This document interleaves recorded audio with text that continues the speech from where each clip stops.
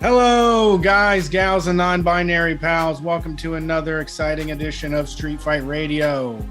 We are here on this Wednesday night to spread more dissent and disruption to every corner of the flat earth, like we always do. My name is Brett Payne. My co-host is Brian Quinby, and we've been doing this for 10 years now out of the heart of it all, Columbus, Ohio. And eventually, when we get our way, things will be a lot better. But until then, you just have to stick with us. We're the people you want to be around. We've got all the best listeners, the coolest folks, and the best rabble-rousers listen to Street Fight Radio. So thanks for being here. If you want to support the show, head to patreon.com/Street Fight Radio.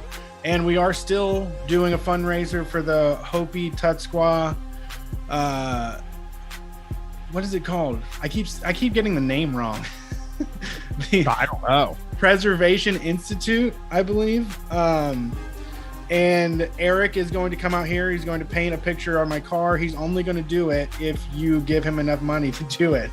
And he's going to take that money and give it to the Hopi Tutsqua Permaculture Institute. That's what I was thinking.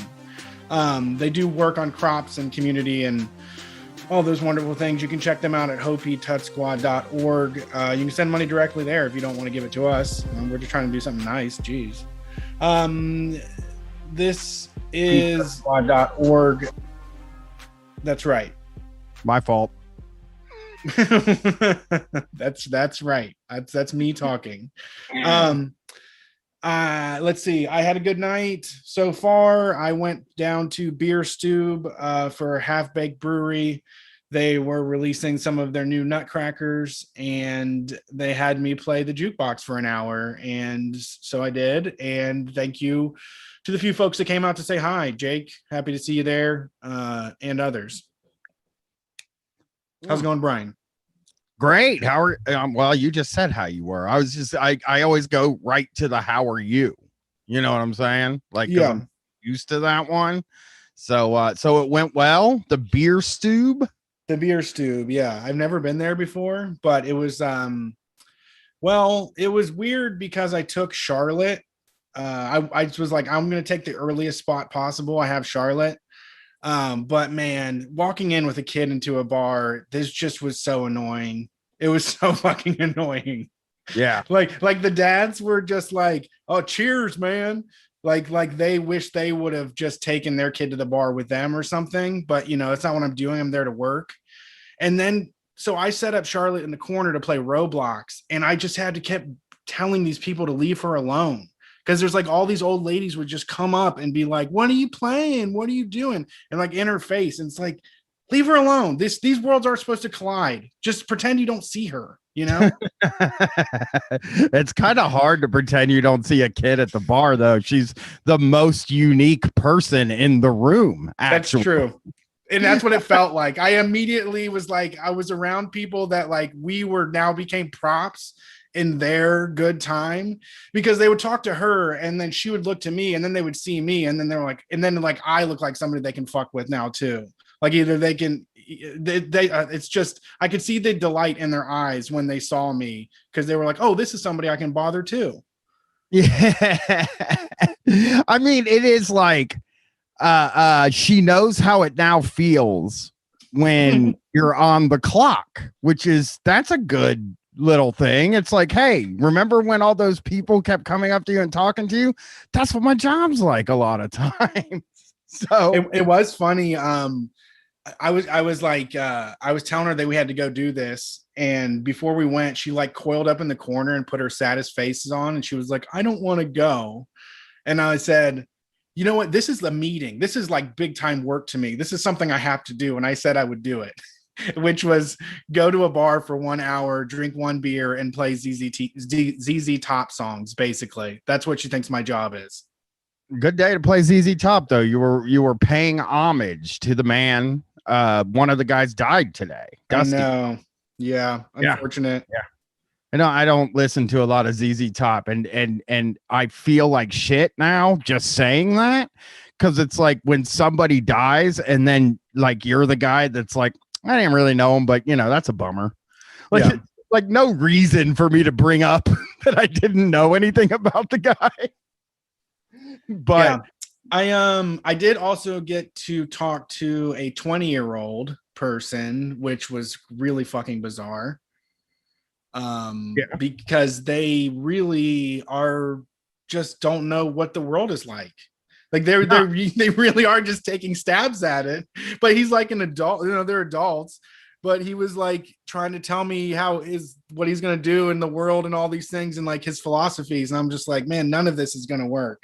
Like none of this is gonna be relevant in 1 year. It's gonna beat you down, sir. I mean, listen, buddy. I want you to do all of those things. I'm actually trying to create a world where you are able to be fully realized and do all of those things. But as Billy Corgan said, the world is a vampire. And he'll find out. I talk to a 16-year-old every day, so I know what that's like. No, because she's not paying her own bills. Like he had some, I don't know, because they're doing something. They're technically adults. We have to treat them like adults. I don't have to treat Gwen like an adult. No.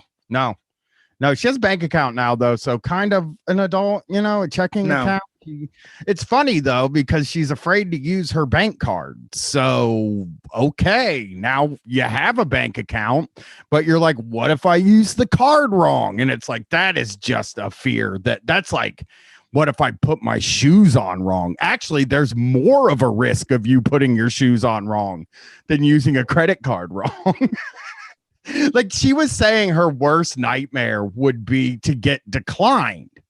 And I'm like, well, it's gonna happen. So you might want to just hold on to your hat, because someday you will get declined. Everybody gets declined. That's just the way of life. I mean, Elon Musk has never been declined, I guess, but she ain't coming from Elon Musk stock. So she's gonna get declined someday.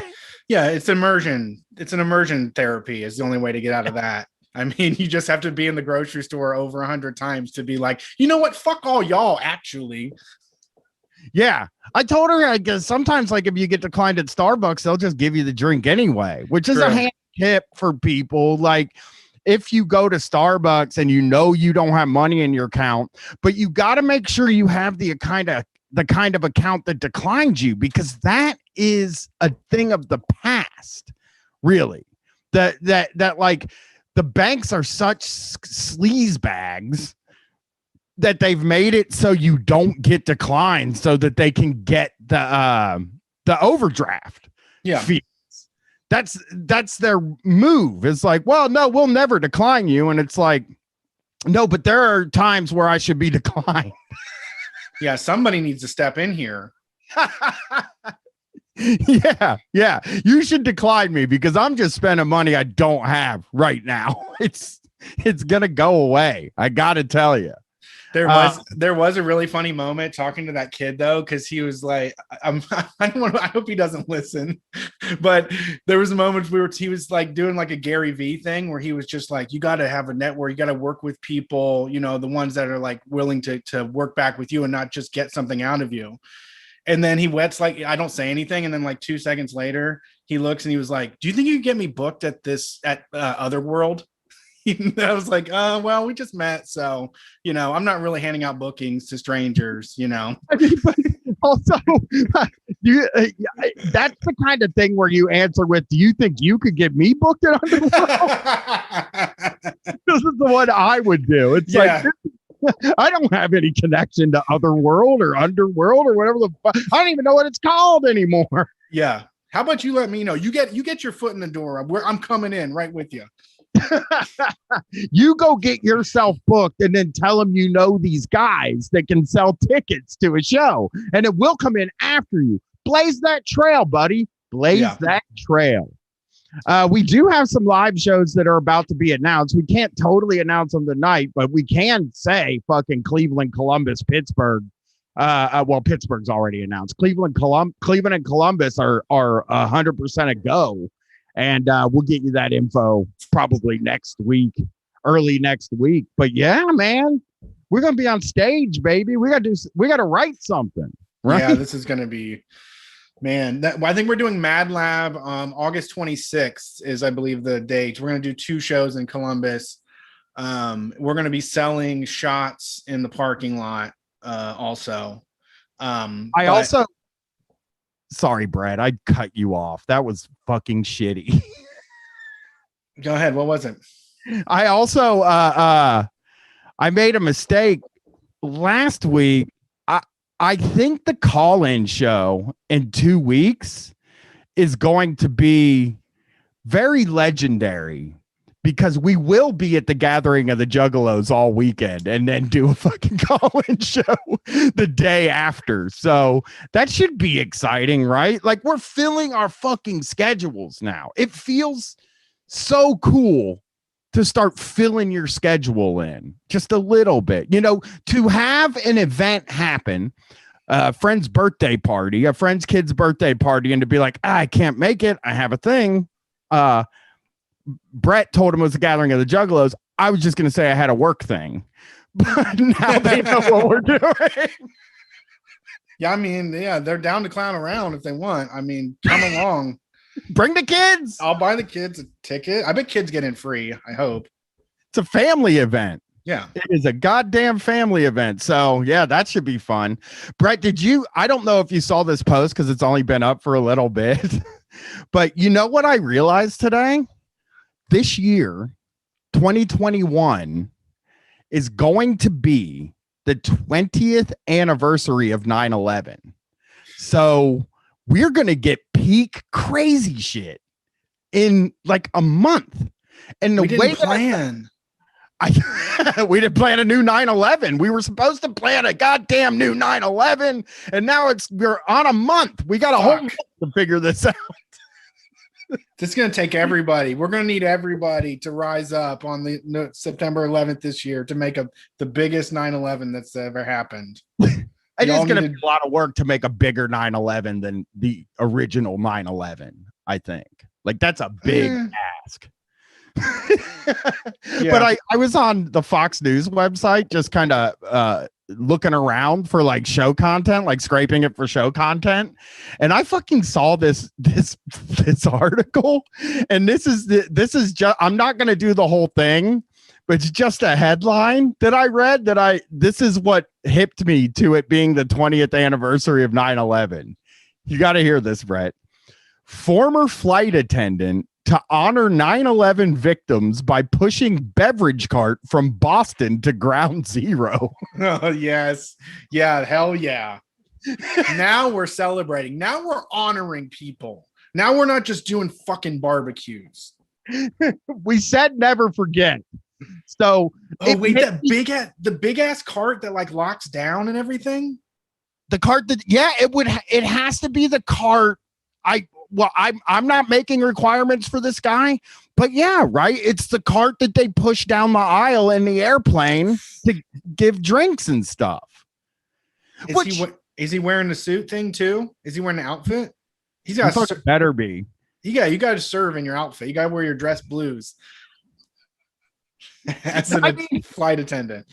I can't. Here's the thing, though, Brett. This is like really smart to me because I carry a little backpack every day with like treats and stuff in it and kratom and weed and stuff like that. Like, I have this little backpack I carry. This fucking guy's gonna have a whole beverage cart. He can have a fucking whole rotisserie chicken in that fucking thing. He could, but it's only going to be Biscoff cookies and Cheez-Its and ginger ale. Yeah. It's just going to be all we got is diet ginger ale left. Sorry. The gestures that are going to come up in the next month, I am predicting now plenty of gestures like this coming up in the next month. I mean, we know for 100% fact that some motorcycle guys are going to drive around for 9/11. We know that. Yeah, and as this information rolls in, the more half-assed people are going to pick it up. Like, I think folks are just now realizing this. Of course, there'll be some bad cakes at the grocery store. But I would really like to see some catastrophic ceremonies. Yeah, like some funny ones where like they get like the Foo Fighters to play and play a bunch of like veterans or something. Have you seen Jack Pubisack? Have you seen his guitar playing? Have you seen his fucking him playing David Bowie? It's horrible. What? Who? It's Jack Pubis. Oh, Probiasic thing. Yes, that guy. No. What does he do? He sings David Bowie, and he thinks he can sing it. You can see like in the corner of his eyes, he's like kind of digging deep, and it's will make you disgusted. Prosobiec. Yeah, I think I can play this, Brett. Actually, if I can find it, I think I can find it. There's no soul in it. It's like a kid showing off that they learned the tabs. Like he's just playing he's playing at like kind of a breakneck speed for the song. And it's just a touch too fast, and it's kind of just feels showy. Like, see, I learned this whole song and I can sing it. How did I miss that? I love guys playing songs. There is nothing in this world like guys with zero fucking soul at all playing a fucking song. Let me cross my legs and throw a pillow on my lap and hug it, and I'm ready to watch. Yeah. I'm hold on. I think I know how I can find this. Can you play it? I think I can. Yeah, because I have voice meter and all that stuff set up, so it should go out through my thing. So I just have to find it real quick. What was he playing? It's got to be a Foo Fighters or no, it's David Bowie. Oh, is it like Suffragette City? No, that song fucking rocks, man. Yeah, it does. Is it Queen Bitch? Because that is my favorite Bowie song. I think I think it might just be Ziggy Stardust. Of course. Of fucking course. If you're gonna do Suffragette City is like a single. I can allow that. But you gotta if you're gonna do it, okay. Yeah, I would be paying something off of Low if I was going for David Bowie and to show off to David Bowie fans. That's what I would do. Vic Berger posted it, so look for Vic Berger. Okay, yeah. Here, I'm sending to you right now. Just here it is. I got it. Okay, here it comes. We go. It's 7 minutes long.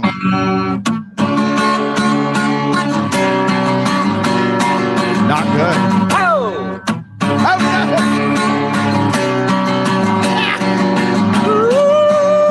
no! No!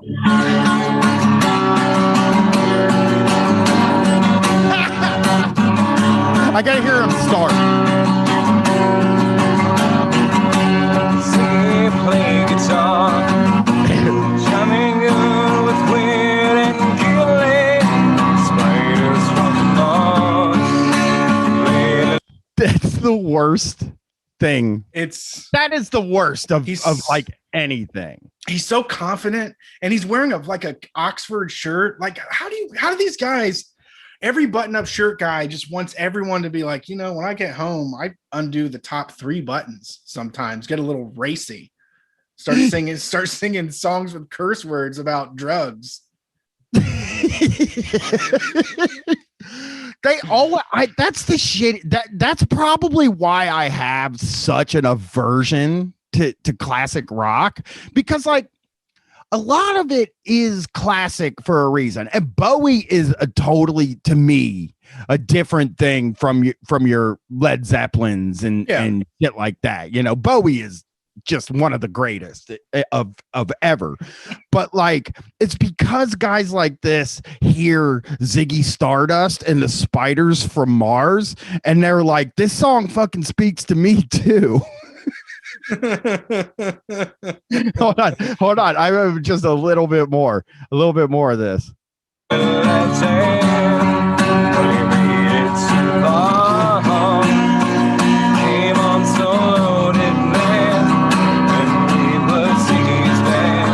Oh, here we go.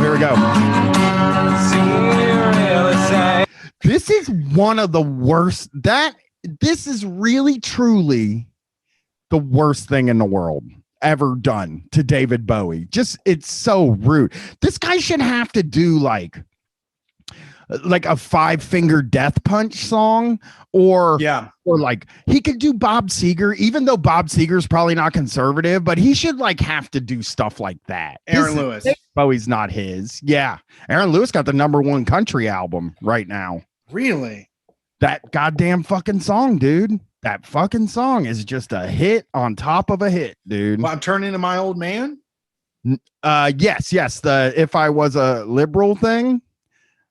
Or not If I Was a Liberal. It is the it's the I'm turning into my old man thing. I can't remember it. I wish we could play it on here because but we would get shut down. But it is really, really shitty. And wow, Brett, I'm glad you turned me on to that. I would like to hear his whole album, actually. Yeah, maybe jump on his Bandcamp. If you're him, like, here's what I would have done if I was him. He picked a guy that can fucking sing. Mm-hmm. Why not do Lou Reed? I would have done Lou Reed, dude, but he probably doesn't know who Lou Reed is. I think that, you know, it's hard to pick, and I think you kind of want things to be differently than what they are. It's like house plants. You want them to be somewhere. They can't be there because they doesn't work there. But yeah, you can't sing that song. You shouldn't sing that song, but you did it. You recorded yourself. Uh-oh. You want yourself to sound like David Bowie so fucking bad. You turn it, you're doing the kid thing where you turn it on. You're like, I sound just fucking like it. Look, I'm going to shut it off in the middle of me singing. I'm gonna play this for my wife. I'm just gonna put it on in the car and just be really like, just play it while we're driving. She'll get so mad at it. She'll get chills. Let's fucking make some accounts. Everybody make burner accounts and request that Jack Pobiesic do a cover of something funnier than David Bowie. Like, I'm trying to think of what would be the funniest fucking song for him to cover. She fucking hates me. She fucking hates me. Work. See, that would make sense. You know? Okay. Gotcha. Who can sing like crazy? Who is somebody like, I would even like him to do a Led Zeppelin song, because Robert, like, hearing him take all the sex out of Whole Lot of Love would be really funny to me. Because he took all the sex out of that song. Every single little bit of sex in that David Bowie song is gone. He doesn't even know what sex sounds like, this guy. It's medical. It's like I said, it's medically playing an instrument. Like, it's just doing it for proficiency, not for like expression. Yeah, when we first started hanging out, you said something to me that like really fucking made me laugh. We were arguing with some friends of ours about musicians and like we were I think me and you were sort of on the side of like really liking guys that are people that are passionate about the music, but maybe can't play classically, you know? And somebody was like, oh, he can't even fucking play or something. And you were like, okay, but like, what about these guys can master? It was something about like, oh, good, he mastered the guitar. And we were like, I died laughing because that is like not something. Yeah, I mean, somebody slaved away mastering the guitar, and then another guy just woke up and beat on it, and they get the same reaction. You know, I know what I want to do. Yeah, Riku just said Deftones cover, and it would be really good to hear him do a cover of the Be Quiet and Drive Far Away acoustic version of it, where Chino's voice is like all, you know, high and gentle, and just seeing him. I encourage Jack Pobiesic to, you know, follow his dream and post his videos so I can watch them all the time. Yeah, you need to sign up for Google Alerts. I'm going to now. That is so fucking funny. What a great thing. I just got this article like right before I came upstairs. I haven't read it, but it is from the New York Times, and I just saw the headline and it cracked me up. France gave teenagers $350 for culture.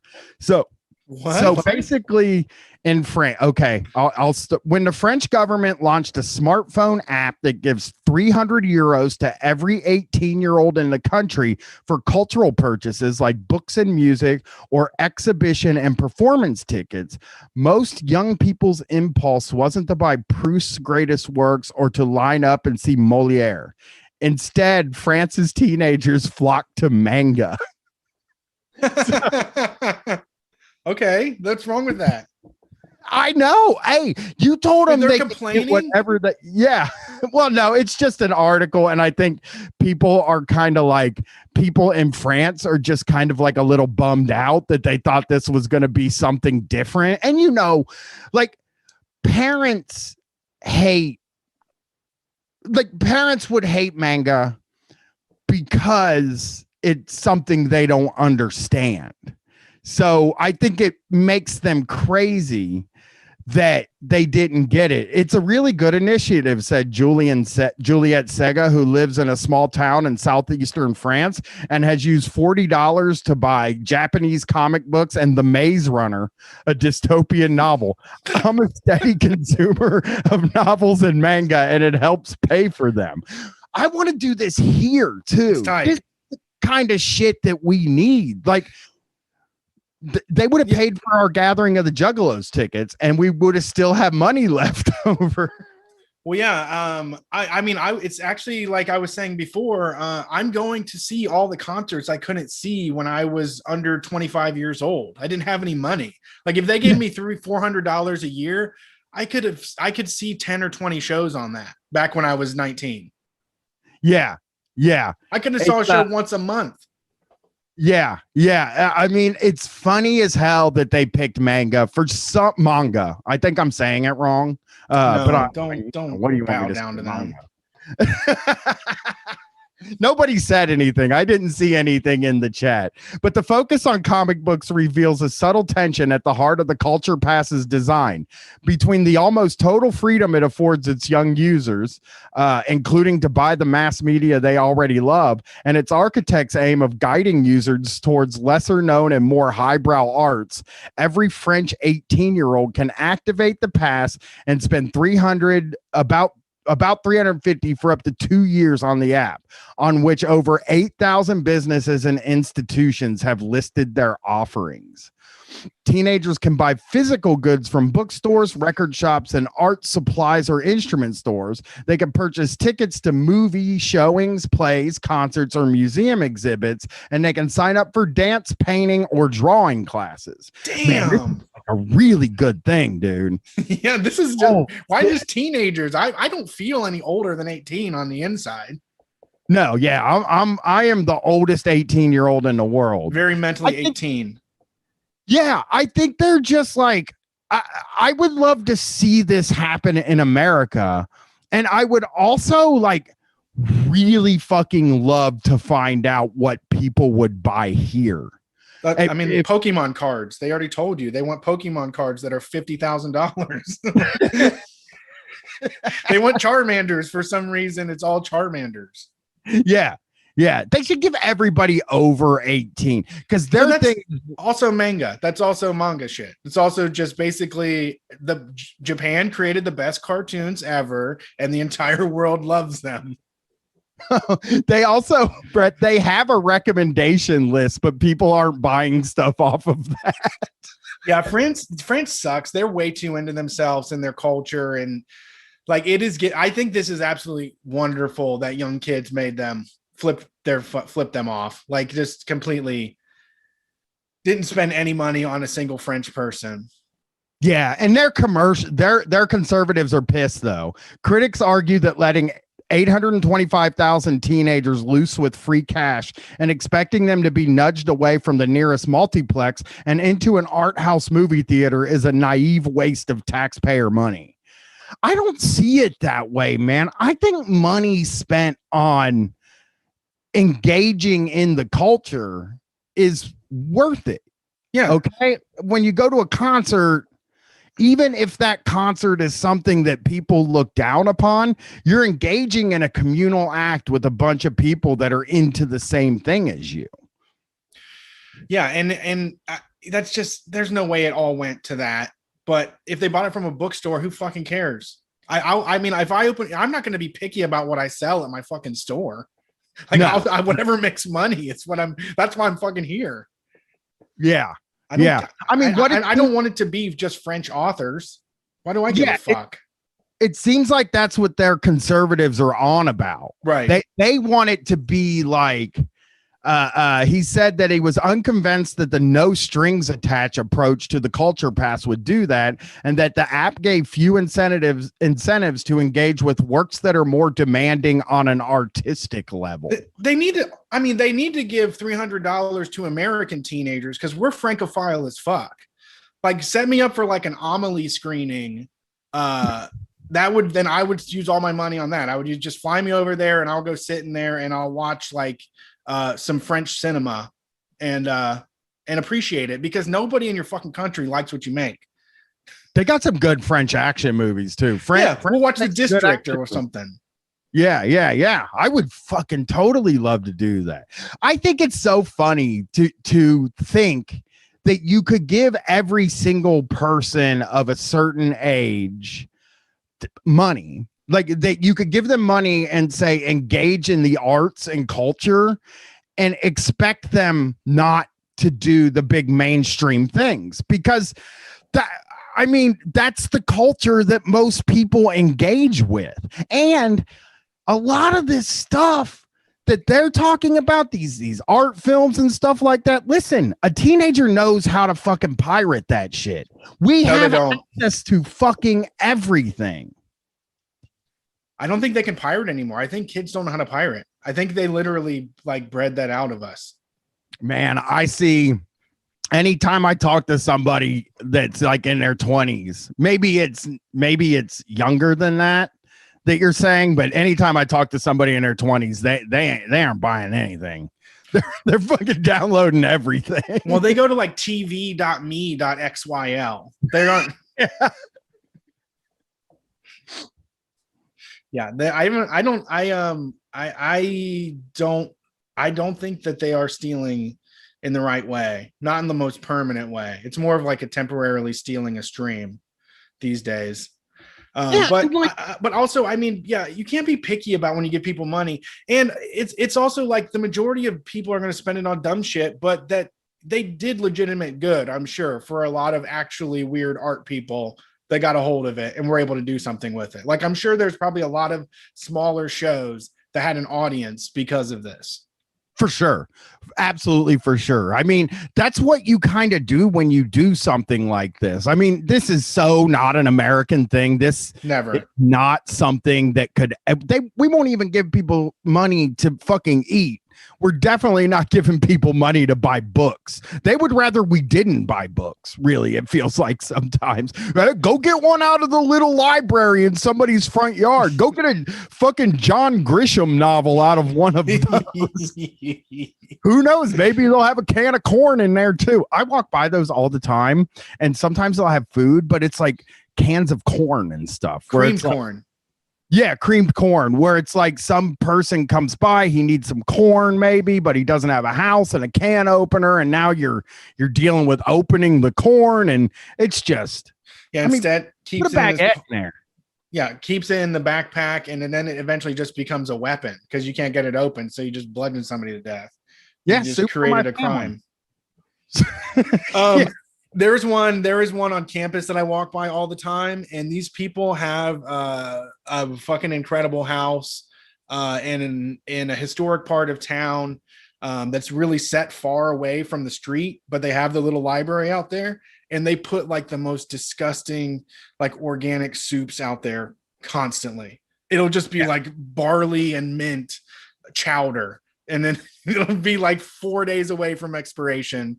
And they put that Amy soup out there that nobody wanted. Nobody wanted it. Nobody ever was going to eat it. And now you feel good because you threw it out there. That's how it always felt with like canned goods. I mean, my parents wouldn't go out when they would say bring canned goods to school. My parents would never go out and get SpaghettiOs with meatballs, which is what I was always trying to get to take in. Because if it's a canned food, I'm racking my brain right now to think of a canned food. I mean, beans, I guess. But in the 90s, we didn't really eat beans very much. Beans like wasn't a thing. You people, you millennials got way into beans in a way that we never were. Yeah, Taco Bell never had to sell beans before. Yeah, no, you got meat at Taco Bell. They didn't fucking have it. I mean, they had refried beans, I guess. Yeah. But cans of beans, we just didn't eat cans of beans when I was a kid. It was, we'd eat a can of Brussels sprouts or a can of, and that's like the stuff my parents would send me to school with. If we needed a canned food, they would say, just go in the cabinet and get a canned food. And I'm a teenager or I'm 10. I'm not going to give them one of the good canned foods that I have. I'm not going to be like, hey man, I'm going to give up my raviolis so somebody can have them because I'm young and selfish.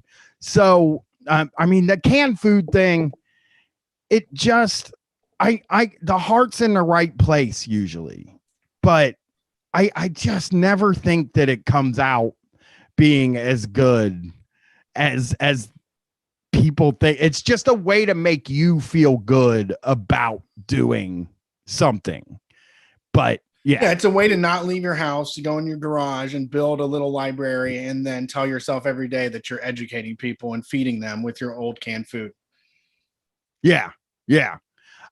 So did you see the Ben and Jerry stuff, Brett? I heard that Ben and Jerry's isn't going to sell in Jerusalem anymore or something, or Israel. In contested East Jerusalem and the occupied West Bank. Okay. But like I saw this article and it's like an ABC News thing, and it's extremely weird to me. So 3/4 of the members of the Israeli parliament on Wednesday called on Ben and Jerry's to reverse its decision to stop selling ice cream in Israeli settlements in the occupied West Bank and contested East Jerusalem. The government, I mean, like I've seen people throwing a tantrum about this all week. I've seen like Zionists basically yelling about Ben and Jerry's just being like, we're not doing it. We're not going to sell our food. That's capitalism.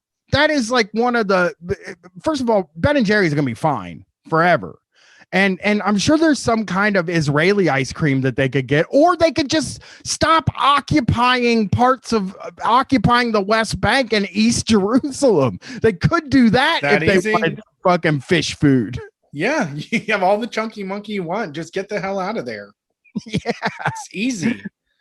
They called the decision. This is so weird. This is great though, because the government has to write down everything that they do.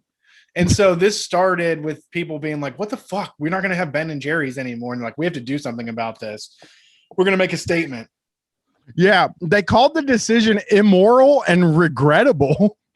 Ew. Claimed it would hurt hundreds of Jewish and Arab workers and violated an Israeli law banning boycotts of the settlements. Oh, I didn't know that was a law. Holy shit. Yeah. Well, put us all in jail. I think it's illegal to boycott. We have that rule too.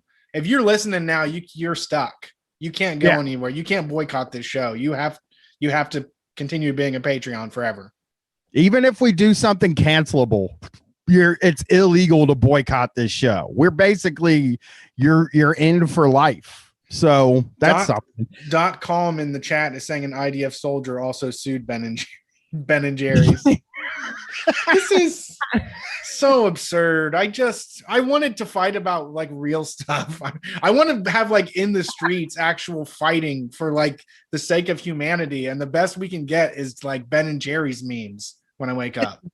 It's one brand of ice cream too. That is what's throwing me. That's why I brought it up on the show. It's just throwing me that they're that fucking mad about an ice cream company not selling their ice cream in certain parts of their country. That's all it is. Ben and Jerry's, known for its progressive politics, announced last week that it would no longer produce ice cream for Israeli settlements on occupied lands. It is one of the strongest steps by a well-known company against Israeli settlements, which are widely seen by the international community as illegal. Some 700,000 Israelis live in the, they tell the story. You're right, dude. Unilever, by the way, one of the most evil named places in the world. I don't know why, but when I see the word Unilever, it makes me feel like they're doing so much evil shit. Like I co-sign that. It's like a Monsanto. I mean, like, nobody knew about Monsanto really before like Food Inc. But like Unilever is a name that when I see it, they're got to be making arms or something like that. They're poisoning us is what they are. Yeah. Unilever. That was always whenever I turn over like some new interesting bath or body soap or something, and then you see that little flowery U, and I'm like, ooh, and throw it back on the shelf. Yeah. It is so weird because it doesn't really mean anything, and it doesn't have any scary sounds in it. I don't know. I've cooked up something. A universal lever that can like inject itself into anything and pry its way into any part of your life. It's a universal lever. Man, they are so mad. The government has urged 35 U.S. states with anti-boycott laws to punish Unilever. Several states, including Texas and Florida, have begun to look into the matter, but none have taken action yet. This idea that you can make boycotting something illegal is such a wild thing to me. Like, I can't wrap my mind around, like, how does that work in practice? Can I sit down with somebody who is against the BDS movement and just sit down across from them and be like, do you think I should be forced to buy things? Like, should I be forced to buy a Soda Stream? Is that the thing? Like, should people be forced to sell stuff to you? Is that what the thing is? Because I don't understand the mechanics of an anti-BDS law. Yeah, it's like those undercover agents for like underage alcohol sales. So there's going to be like a blind guy in the corner when you go to the convenience store and you go to reach for like the chunky monkey and you're like, and you pull your hand back and you grab something else. And he walks up and folds the cane and takes the glasses off and says, you were going to buy the Ben and Jerry's, weren't you? But you didn't. If you're in the store and you're in the ice cream section and you pick up a Ben and Jerry's product and you look at it, but then you decide not to buy it and put it back, that's a criminal offense right there. I think that's what you're getting at. Yes. Although I guess Ben and Jerry's is on our side. So I guess if you'd have to pick up whatever the Israeli ice cream brand is, and then pick up Ben and Jerry's instead. What is it? Yeah. The Sabra hummus. You have to if you pick up Sabra hummus and you hold it in your hand and then go like, I'll take the private selection, actually, then you go to jail. You're in big trouble. You have the choice. Sabra hummus ice cream is right there. You could have bought it. It's the pride of Israel. Instead, you went with the traitor, Ben and Jerry's. You're going to jail. So it's such a weird story because like every once in a while on my Twitter feed, something will just pop up and it's somebody going fucking nuts about Ben and Jerry's ice cream, where you know what it reminds me of? The conservatives with their Nike thing. Yeah. Which, by the way, Ted Cruz this week showed up to Congress in his workout clothes, right? He's wearing shorts and a t-shirt, and he comes in there. He claims, which I don't believe this, he claims that the vote was right in the middle of his basketball game, which I just he doesn't shoot baskets. He doesn't play basketball. He might shoot foul shots, maybe. But Ted Cruz who does he play basketball with?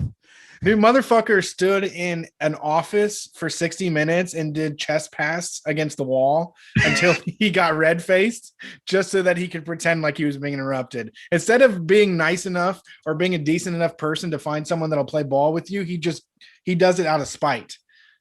He does just he goes in his office and just stands there and fucking throws the ball back. He doesn't even shoot baskets. He's like, I don't want to shoot. I might miss. I'm an assist guy. I go for assists. Those are a big part of the game. But when he did show up, nobody made a huge deal out of this, but I saw a few people in the comments of the picture where people were just roasting him anyway. Yeah. But he was wearing Nike shoes and Nike socks, and it just no perping. killed me. Yeah, I mean, exactly. He wasn't perping, so that's good. But I mean, you could even almost get away if you bought black shoes that were like with black on black Nikes. He could have got away with it, but the Nike socks with no, he had a fit going. He chose those because they matched. Like, he knew what he was doing. It wasn't leftover shit or nothing. He had an outfit he already paid for. Yeah, hey guys, I had this before the boycott. I can't get rid of it. He should have to wear those Blue Lives Matter shoes. Yeah. That the Minion Death Cult guy showed me. I don't know if they've ever shown them to you, but there's a Blue Lives Matter shoe brand. Why can't they do Under Armour? Like, yeah, what's wrong with Under Armour? Under Armour is like I don't own a single piece of Under Armour clothes, and I am not even sure that Under Armour has ever done anything particularly evil for me to boycott them, and boycotting's illegal anyway. True. But I don't think Under Armour's done anything particularly evil. But when I see it, all I think of is conservatives. Like, the only people that wear that shit. I swear. I'm sorry if you're listening and you're like wearing an Under Armour like t-shirt, but oof. It's very conservative feeling. The name. I've never even come close to getting it. I don't even know where to buy it. I've never even like picked it up in my hand or touched it. Got it at Kohl's. They got it. You can get it at Kohl's. You can get it at Dick's Sporting Goods. Now I'm doing a commercial. They have it at Macy's. They have it pretty much anywhere. They sell the second tier Nike and Adidas and Reebok stuff. So you know how people that like department stores, they're like, yes. Yeah. Yeah, there's the high tier Nike stuff that you have to get on like StockX or on GOAT or whatever, right? Like that stuff's the high tier. And then there's like this second tier where they just make a zillion of everything, Nike and Adidas and Reebok. And like it's at stores that sell that second tier, that Kohl's tier of Nike is where you buy Under Armour. So, you know, if you're looking into it, you should give it a shot. Listen to this story I got off of Fox News, Brett. It's so funny. It made me laugh out loud. Katie was like sitting across from me. I laughed out loud at the story, and then she asked me what it was, and I didn't have the heart to explain it to her. Oh, you're a good husband. Yeah. 48-year political veteran President Biden. This is off Fox News, by the way. So you know it's going to be catty, right? You will do those. Oh my God. 48-year political veteran President Biden raised eyebrows on Wednesday when he claimed to have driven an 18-wheeler truck. Oh, hell yeah. Biden said he did that? Yeah, Biden was visiting a Mack truck facility in Pennsylvania when he made the claims to have driven the massive trucks before, which require a special kind of license. Yeah, I mean, CDL, man. I mean, I think that, like, for real, anybody that says that, you got to throw them in the truck immediately. I want to see your little dinky ass arms row through those gears. Yeah, I want to see your little bat wing hanging off of your tricep while you try to fucking drive that thing. I would even say and I can say this with a lot of confidence that Joe Biden has never even driven a U-Haul, and maybe never driven like a Sprinter van. Probably. Yeah, I mean, there's nothing else to do with these people. I feel like they should at least just do physical challenges for us, or some just back up your talk.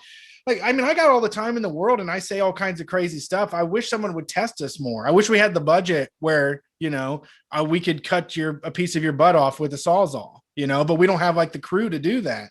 If you're running around saying that you can drive a semi truck, you got to prove that immediately. You got to prove that fucking immediately. Yeah. Hear this. We can play the audio because, they have a little bit of it here. And anyway, And if we I don't used to drive an 18-wheeler, man. Yeah. Oh, I wish I could. That's I awesome. got to. And Yeah, I used to just be slanging bags of rock, just stay up all night with a lot lizard by my side. That was the early days of politics, man. Listen to this, dude. When asked if the president had ever driven such a truck, a White House spokesperson pointed to a December 1973 article from the Wilmington Evening Journal that showed Biden rode in an 18-wheeler on a 536-mile haul to Ohio. So he's been in one. Trump, technically, because when Trump sat in that truck and like looked really excited sitting in a truck, he's also driven a truck. He drove one. Yeah. So he went along for a 500-mile ride. That's what it's like. That's all it is. Just one time. I seen that man with his big hands. He was pulling that goddamn lever in there. What is it? A gear shifter. He was over there doing it. I think I could do it. I have driven every kind of vehicle, I think, except I don't think I would ever have the confidence to even try to drive an 18-wheeler. I'm pretty sure that's a tall order. Oh, I've never driven a boat. Oh, I'm going to sound like Joe Biden here, but I've been in a canoe. So that's driving a boat. I used to drive these boats all the time, man. You go down to old Trapper John's in Chillicothe, Ohio, and drive a boat. What kind? A canoe? I paddled a canoe and complained the whole time. Yeah, I mean, so I guess, he's just, he should, too bad podcasting wasn't around, because I also tend to take on other experiences as if I did them, he's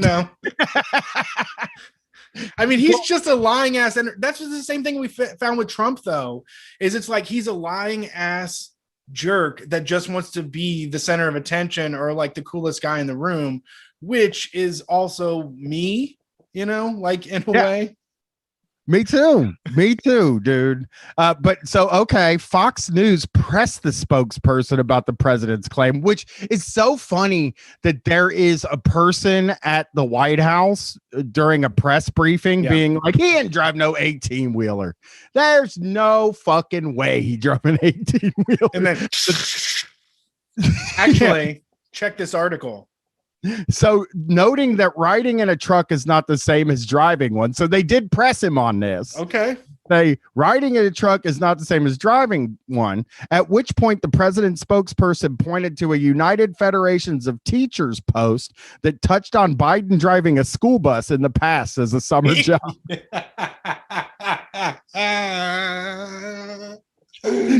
He could. He drove a bus before.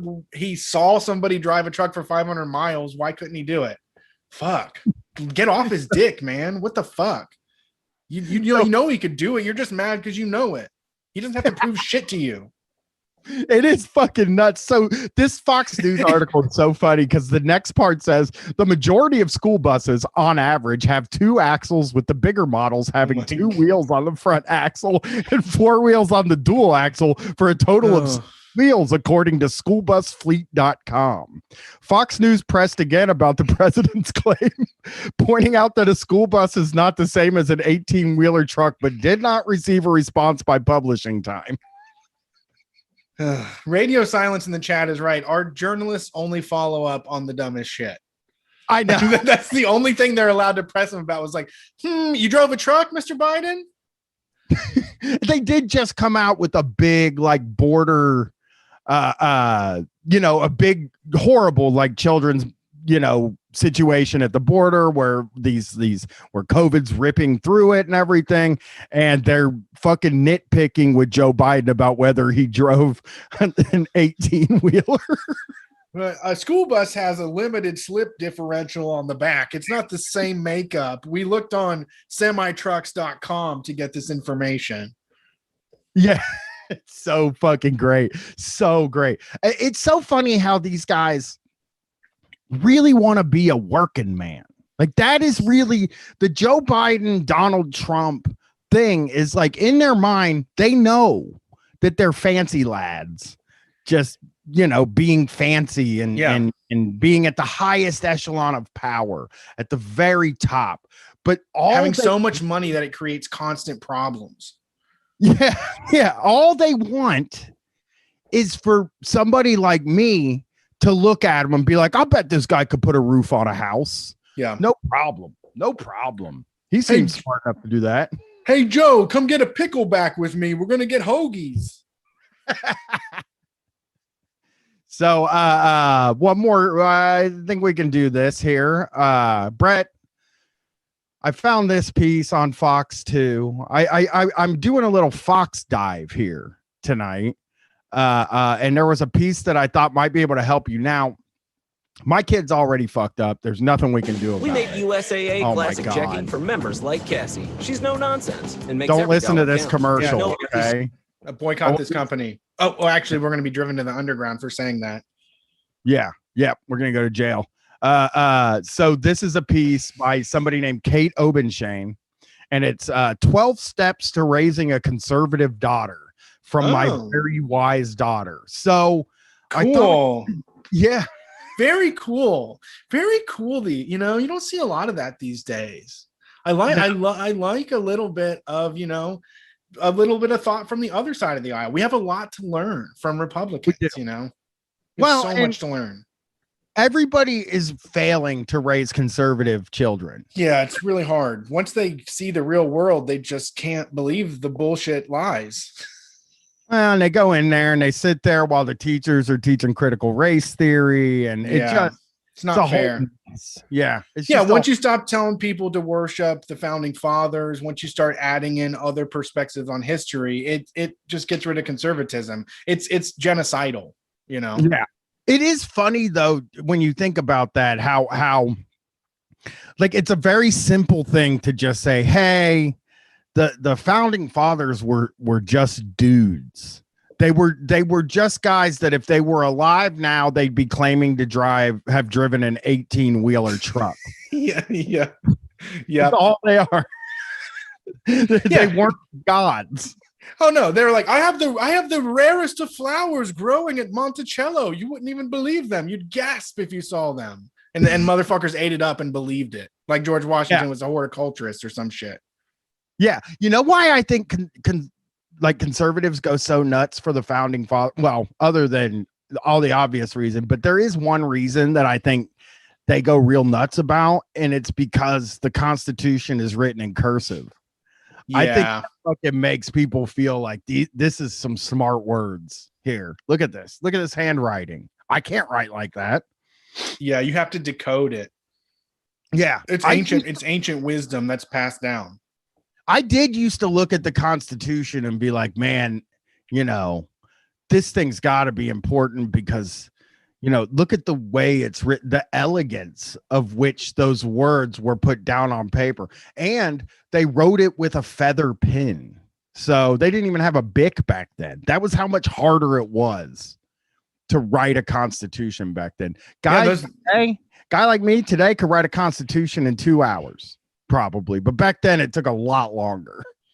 Yeah, I mean, they put a lot of effort into maintaining and establishing white supremacy and classism and the ownership class. I mean, they were very passionate about all that, making sure that stayed in place. There was nothing they were more passionate about than making sure that slavery went on for several a few hundred more years. Or whatever. They were so fucking passionate about making sure that only people with land could vote. They were like, oh, the way that people like Breaking Bad now, they liked maintaining white supremacy. That's what they liked. Women being quiet. That's what they liked the most. That's what they really had to get down on paper. If we don't write it down, women are going to get an equal vote here. We have to stop it now.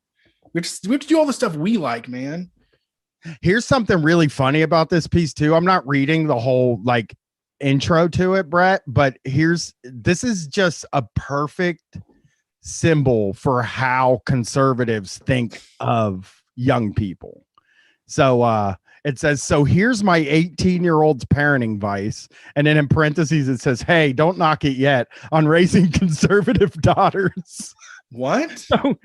So there's like an intro to this piece, okay, this 12 steps, and she's like kind of, she's saying it's time she says it's time for parents to step up and teach their daughters how to be courageous defenders of individual freedom, and don't assume osmosis will make your daughters conservative. Just because we are doesn't mean they will be. It takes intentionality.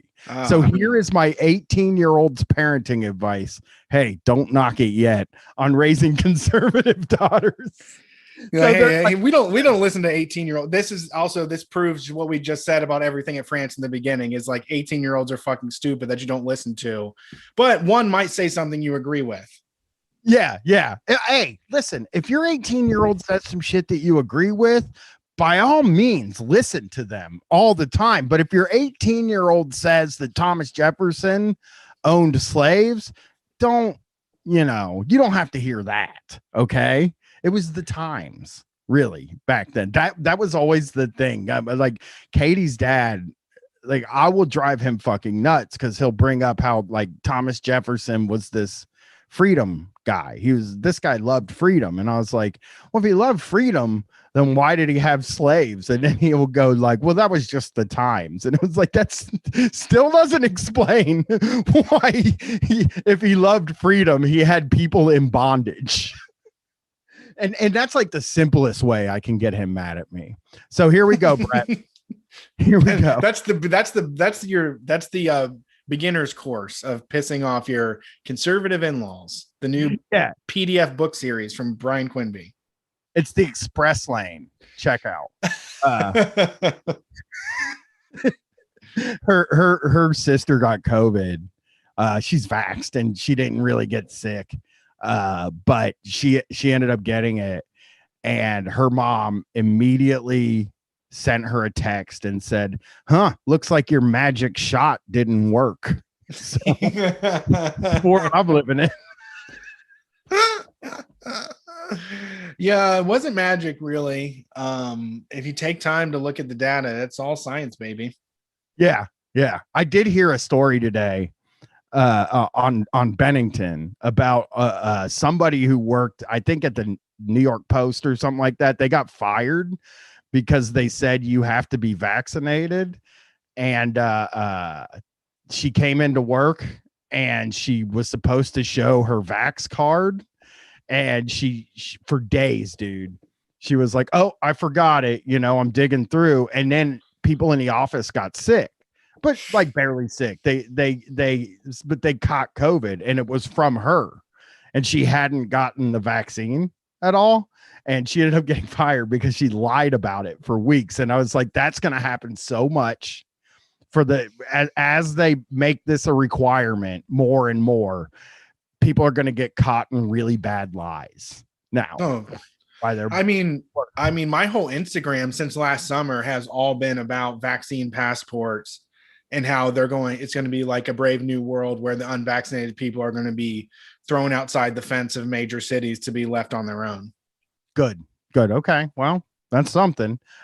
So here's your first of your 12 step, Brad. Okay. Never suggest to your daughter that she is oppressed or a victim, it will taint her entire worldview. Instead of feeling brave, optimistic, and hopeful as if she can accomplish anything, she will become timid, angry, and despairing. You will instill feelings of weakness, powerlessness, and entitlement. No. Let me No. Go ahead. It is not.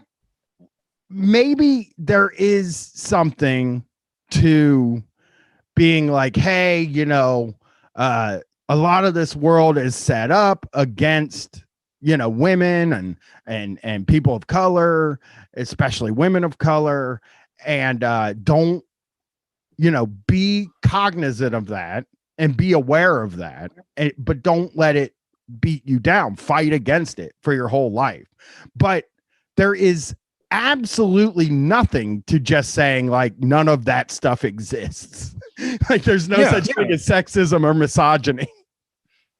Yeah, I mean this is the same thing with like abstinence only when it comes to drugs and stuff, where it's like weed is a gateway drug into like criminality, and once you go down that path you're fucked, and we don't ever talk about it.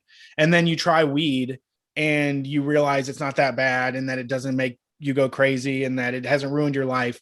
For them, it's like they're going to go out into the world. They're going to have a different experience as a woman. The entire time their parents are gaslighting them and saying, oh, you're just bold and courageous. And it's like, would you please just acknowledge that this guy's a fucking misogynist asshole that I'm working for? Yeah. You know? Yeah. Like for me, like I definitely am not telling Charlotte like you won't be able to achieve because there's a wage gap. But I definitely tell her like, don't listen to guys. Like the guys do not just defer to men, and don't let them get away with saying stuff. Like I do not let them get away with their bullshit. That is the deprogramming that I do. Yeah. I mean, that's a good way to bring it up. The next one here is, this is so not a conservative thing, by the way. I'm going to read this, and Brett, your brain's going to immediately laugh because of what happened when you were a kid, actually, or when you were 18. Talk about ideas and events around the dinner table, which is like anybody who's had conservative parents. Now, my parents aren't conservative. They're wishy-washy, like liberals. But like, didn't you get kicked out of your house because you were talking about ideas after 9/11? Yeah, for the most part. Yeah, I mean, I mostly was quiet at the dinner table if I wanted to share a story that wasn't about like some minority or woman or overweight person being like garbage. Like most of the dinner conversation was so incredibly negative and hateful that I felt mostly alienated by it. And then when I did try to say that like America had funded the Taliban, I got kicked out of the fucking house. Your girls will learn that ideas are important, and they'll know how to talk about them, and they'll learn how to talk about them and things other than their feelings or their day at school. See, but to them, learn about talking to them means learn their point of view, learn how to see the world. They're teaching their kids how to make judgments on everybody. They're teaching they want their kids to pick up on how we can pull people apart, oppress folks, hold them down, the conservative way of thinking about things. This is fucking indoctrination. Also kind of horrible to make it sound like a low impact conversation to talk to your daughter about her feelings or her day at school. Like those are you should be asking about. Probably the most important thing happening in your daughter's life, to be honest. Like it has nothing to do with like welfare queens or the state of the US dollar, has nothing to do with like trade bargains with China. She mostly cares about what happened at school that day. That's all. That's it. End of it. That's her life. That's her whole fucking life. Yeah. And her feelings. It's the same way when you come home, you start screaming about work. Yeah. When your dad came home and he would just scream about work for the whole night. Yeah. We had to hide from my dad when he got home from work because he was mad about working all day. Yeah, my stepmom would just fucking she'd walk in that door, man, and it would be nonstop screaming until she went to bed. Feelings, all fucking work. Feelings and emotions and sadness. Yeah. Yeah. Don't protect your daughter from current events. help them understand what's happening in their country and the world and that it's important. See, yeah, and I do ascribe to this because I think in the end, I know that my daughter is going to come out on the side of kindness and caring and compassion. I've said this multiple times, but these people are afraid that they're going to hear a little bit of a leftist idea. So they're saying to raise a conservative kid, you need to run in and do a little stoppage on that. You have to come up with need to come up with like just a little quick phrase that you can inject into their mind to make them not care about other people, to just immediately like cut off and stop worrying about the rest of the world. Yeah, because otherwise, if you leave it open, if you present all the ideas, people are going to come up with cooperation. That's really what we're geared towards. Seidel in the chat said, learn to stop learning. Exactly. You know what? You remember on the first day of kindergarten, remember they told you that Columbus sailed the ocean blue to start America? That's all you need to know, honey. You don't need to get into any of this other stuff. It's just America. We did it. It's amazing. I also really like this from .com. Everyone that's had the experience know that conservative parents don't want to talk. They want to tell you what they think and want you to agree, full stop. Yeah, that's exactly what I was getting at. It was just like, I'm supposed to say, oh, actually, these folks have free will and they could choose to get a job instead of taking money from the government. Thanks, Mom and Dad. I'm engaged with the world now. Yeah, and I can't think of anything that conservatives care less about than the entire world outside of just their front yard. Basically. Yes. We don't know shit. Even the best, even the most intellectual of us have no idea what happens in the rest of the world. So at the conservative dinner table, there is nothing beyond the city limits. No. Well, downtown, it's got, yes. Oh, downtown is hell. That's where everybody gets murdered. Yeah, that's where shit's happening. Start early. You can't expect your daughter to start standing up for her beliefs in front of her peers or authority figures in high school when she's never really thought about what they are in the first place. They have to become her ideas in order for her to risk defending them. But it still sounds like they're saying they actually have to be their idea. Like they have to be the same ideas as the parents. And I like the way that they say, convince them that they're her ideas. Convince her, hey, convince your 8th grade daughter that, taxes are job killer. That's just something you got to work on. Yeah. I mean, that's sales and marketing. I heard this from hanging out with several tattoo artists before, that the best you can do is you need to convince them that your idea was actually their idea. Like that's what they're going for. You just have to, you can't do it. People don't want to believe what they believe. You have to spend all of your extra time making sure that your child grows up and doesn't recognize, is a horrible person, doesn't recognize the suffering, the oppression of others, doesn't recognize that America has done anything wrong before. Yeah.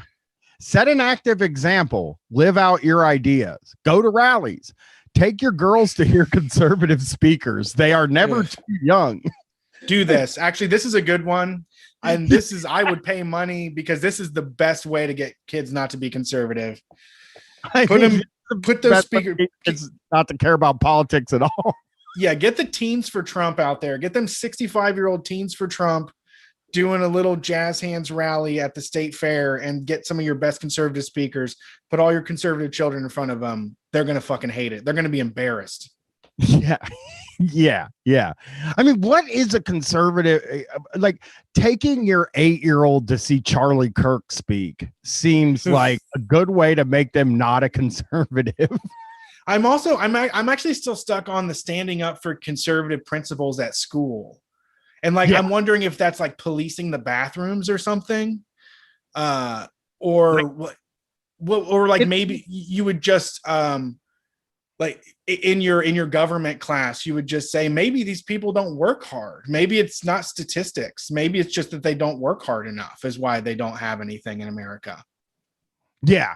And it's also like, it is like what they really want to happen is if your daughter is standing in the bathroom or sitting in class and they hear somebody bring up racism, they want them to be like, racism isn't still happening. That's been over since the 60s. Well, they want them to pipe up and say, well, what about all the assumptions that are made about me because I'm white?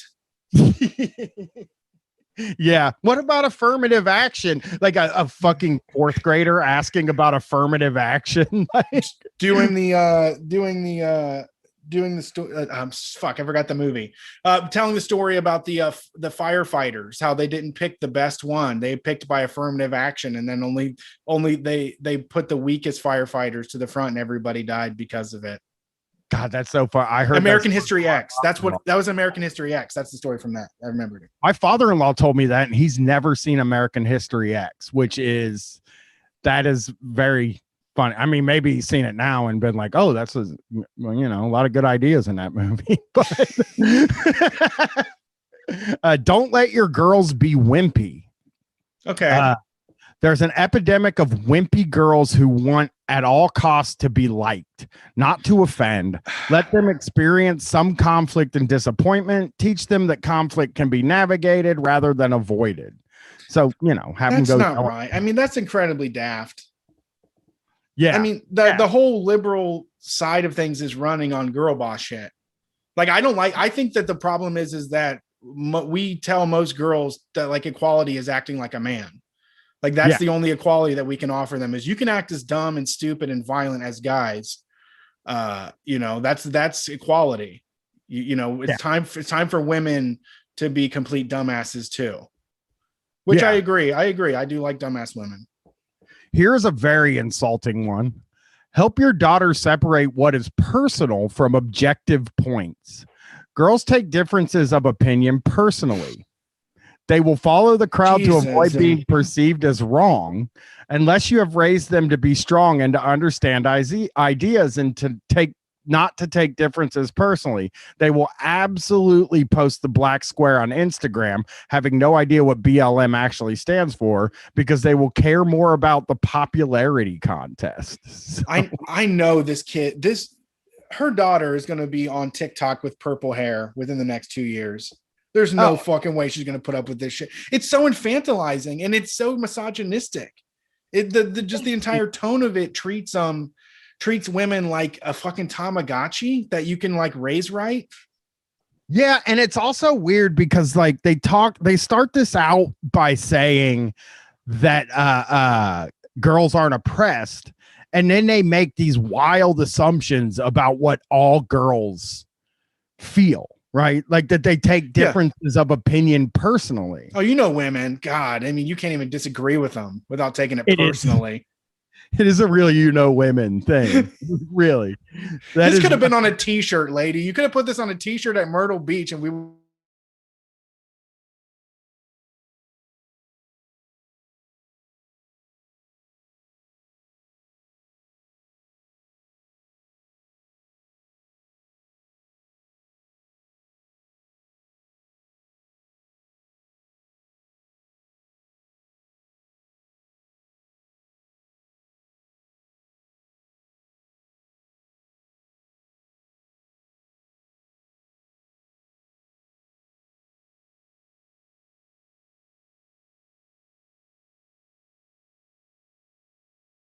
We might have lost the stream or something.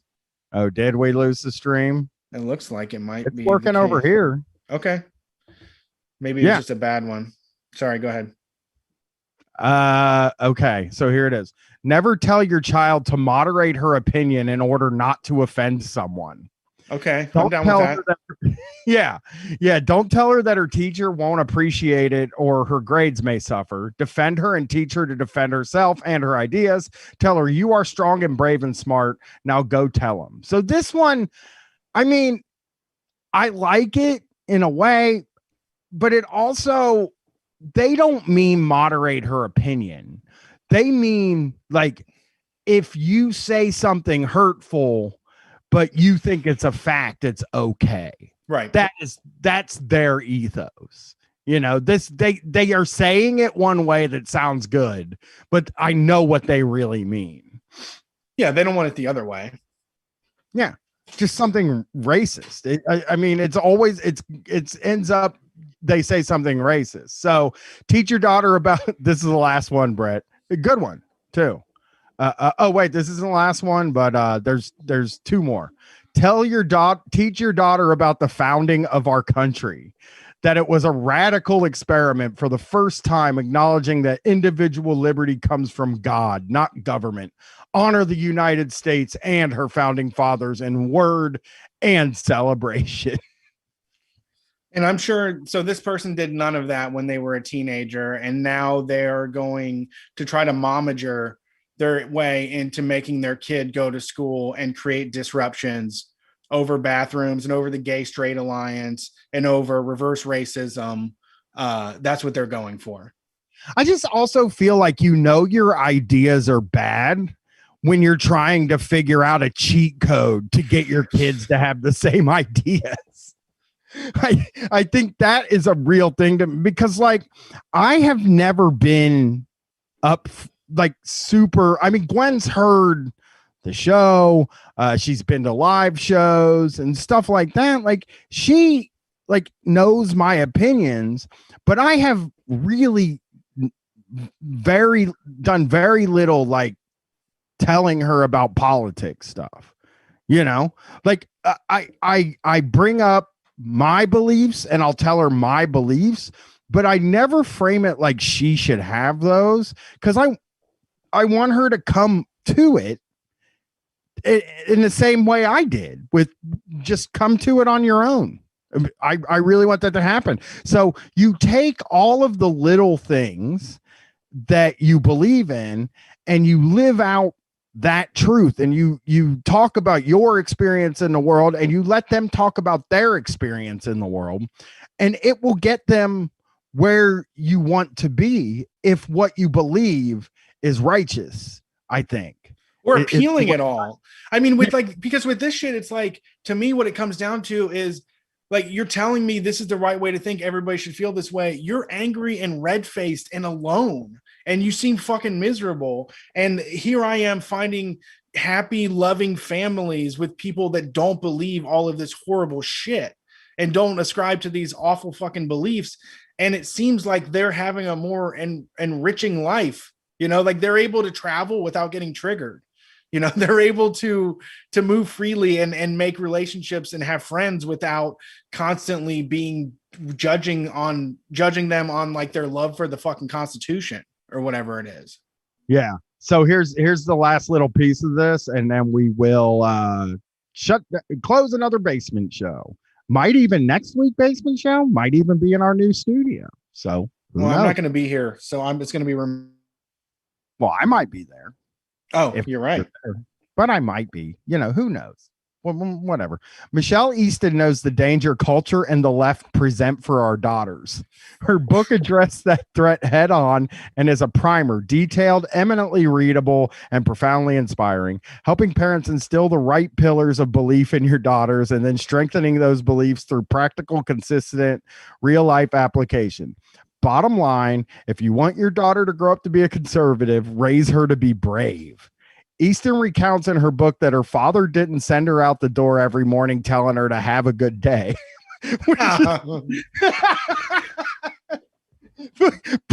We failed our kids, Brian. We failed our kids. That's real good conservative parenting right there. Rather, he told her to go out there and fight for what she believes in. She sure did and still does. He clearly gave her the courage and wisdom to do just that. Now she's helping the rest of us do the same. So that guy's to blame. We need to dig up that guy's fucking grave and beat the shit up out of his bones. I mean, it's just he unleashed this horrible fucking woman on us. What?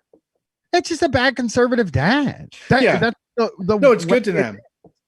Yeah, he withheld all love. And on his deathbed, he turned his cheek to me, and then I knew that I had to find my own way, and that I'm all alone in this world. And that was the best advice my dad ever gave me. It's like my dad hated me. Yeah. So and now I'm a proud conservative. So this all really worked out for me. I've been abused and misused and mistreated and taken advantage of my entire fucking life. And I think people should have it worse, to be honest, because I love myself and I feel good about it. I mean, it does feel weird, like that it took me so long to get over on this side of my ideology, although like I would lean towards like I was just sort of reactionary. I wasn't conservative. I was more of like a reactionary guy. Like I Yeah. didn't care about ideology or politics. And I wonder if it took me this long to get here because my parents weren't conservative. I didn't have anything to fight against. Yeah, I guess that makes sense. I mean, I guess I can see that, but I like just the way that they. I think you're right. The contrarianism is what I'm thinking. Is that this doesn't really say what their kid should be fighting for, but it's really just being like the most obnoxious person in class. Like it's just all they want is their kid to fight about a math problem, fight about something that's completely objective because they're bold and they're conservative, and they believe in like a mathematics before Isaac Newton brought gravity into things. Absolutely. Yeah. I believe in a Cartesian plane, and that's all. That like it's all semantics, and none of it is based out of anything besides making the rest of us mad. Like you can fuck with people. That's basically what they want us to know. And like we know this too, and we try to fuck with people for the right reasons, but they're like, don't ever give away up your right to fuck with people. Even though everybody in America is Christian, they fly flags everywhere you go, and you'll get fucking punched for not saying the anthem. You need to fuck with people. You need to fuck with anybody that doesn't believe that. You're totally right too, because I mean, if you really believe that your kid, was brave and courageous and would fight for what they believe in, there would be no problem teaching critical race theory in high school, which they don't teach anyway, but there wouldn't be any problem with that because it wouldn't test their opinions. They would strengthen their conservative beliefs. But instead, they're terrified that a kid might hear that America is a white supremacist country or anything like that. They're just so terrified for their kid to hear that there's racism. Right. Like it's just such an odd thing. But that is the show. We did it, Brett. Very fun show. Had a good time tonight. Yeah, I'm doing a bad job raising a conservative daughter for sure. You stink at it. You're terrible at it. And you know what? I failed. So you did fail. She I saw her at a Black Lives Matter rally. They said, "Oh, you white motherfuckers, get to the front. What are you doing?" And she went out there with your wife and your niece and got on the front line and made a chain in the middle of the road. So yeah, huge that's fan. what That's one of the saddest days of my life because actually that was a really weird situation. I think we talked about it on the show, but I got so scared seeing my wife and my daughter squaring off against the police, like with their arms like clutched together. I was like, fuck, okay, you guys are real fucking serious. You're gonna get in some shit. They will hit you. They love doing that. Yeah. I just don't think it holds up. I mean, this is what social media has torn away at all of their shit because there's just too much access to information and different ideas. And I mean, so conservative will always be popular for like poor people that want to pretend like they're not struggling. Those people always go conservative. And then you always also have like your country club and people that already got it. But, I feel like a lot of the folks that are watching Fox News and that are trying to raise conservative kids, they have no college funds for them. They have no savings in the bank. They have no extra anything. And they're sending their kid out into the world to go work for $7.25 an hour, telling them that it's the ticket to freedom, as if that's going to convince them America is where it's at. Yeah, for sure. Yeah. Hey, congressional baseball fan said this in the chat from Twitch. I'll obviously listen on Twitch if you can. Thank you guys for the show tonight. I just installed new struts and did a brake job while listening. And I got to tell you, that's what I really want people to be doing while they're listening. That's maybe the most perfect thing that somebody could be doing while listening to Street Fight. I don't know. I feel like you could slip and hit a knuckle or something. Yeah. I mean, but that's, I crack my knuckles every time I work on a car, which I'm not going to do ever again. Now I'm out of it. I mean, that's why I didn't get That's why I got $3,000 for that Kia, other than it's a piece of shit. But I think they took a bunch off because of my bad brake jobs. They mentioned something about the brakes, and I was like, I don't know. How did that happen? What do you mean? Oh, that son of a bitch. He took me. Damn it. I paid out the nose for that job. I'm just too like lazy to be that guy, you know? That's like, I do it. I don't want to fucking change the rotors. And it's like, well, I mean, that just means that the brake pads won't last as long, and brake pads are only $35. So I'll just do it that way. Yeah. But I got to get done. I got to go tweet. I need to get this thing wrapped up. I'll deal with it next month. Phil Winter said he cooks and rolls backwoods while listening. That's also a fine activity.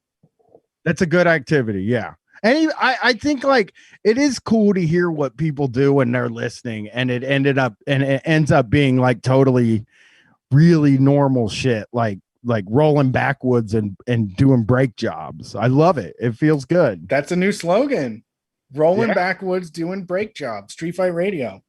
Yeah, we got to make that shirt now. Rolling backwards and doing brake jobs. We could probably sell a zillion of those to conservatives too. Like Tom McDonald fans. Yeah, whatever you want it to be. Backwoods in the forest, or the rap, whatever. Yeah. All right, guys. Thanks for listening to Street Fight. Please donate to the car fund. You can get stickers and patches if you do. There's still some Eric made some, he's like 20 limited art prints of a really cool basin that he made. You should just go to store.streetfightradio.com and find it. It's on there.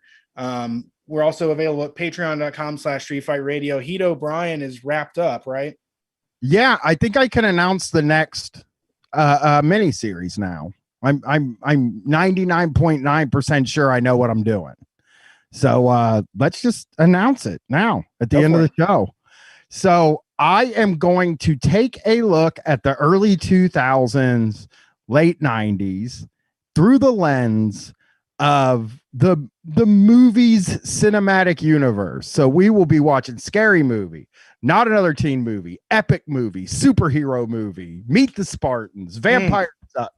But what the plan for me is that like we'll do critiques of the movies, but we'll also talk about the things that they're parodying in the movies. Right. So I think it's gonna be really fun. I'm calling it the Street Fights MCU podcast, and that stands for Movies Cinematic Universe. Hey, I'm way into this. When Scary Movie 4 came out, I was on vacation in Virginia Beach, and I stayed up on a Tuesday night to go buy the DVD from Blockbuster for like $27.95. Yeah, we're gonna do Scary Movie first because I think that's the first. That's the beginning of this, and it's good. It's actually good, right? Yeah. Scary Movie made people think that they could get away with it. Yeah, because I think like the reason I want to start with Scary Movie is because it's decent, and I kind of want this thing to like when we get to Vampire Suck, which was made in 2012, like that we will just be talking about pure fucking shitty trash that, by the way, you will like. Yes, this is my sense of humor. Yeah. So, yes. And by the way, I know I have to get a hold of somebody said we should have Jack and Leslie on. I will have to get a hold of Jack, but Leslie is coming on. I will have Leslie on probably to talk Scary Movie, actually. So it'll be fun. I think everybody will like it. It's going to be very goofy. And those movies, I have never seen most of them. I've seen Scary Movie and Not Another Teen Movie. But after that, I was like, I am not going to see another movie. Disaster Movie is pretty good. Oh, yeah, we're going to do that one. So what was the romance one? Date Movie? I think it's Date Movie, right? Or Date Night. Yeah, Date Movie. No, Date Night is actually good. Date Movie, I think, is very bad. Date Movie, yes. That was around the time of Scary Movie 4. Yep. Yeah, I think this one is going to get us to Shocktober. I think that's my plan is to ride this this concept out until Shocktober. So, all right. Well, I gotta go. Thanks for tuning in, everybody. We appreciate it as always, and we'll be back this Sunday taking calls from all y'all. So tune in 9 p.m. to midnight Eastern Standard Time. peace. Peace.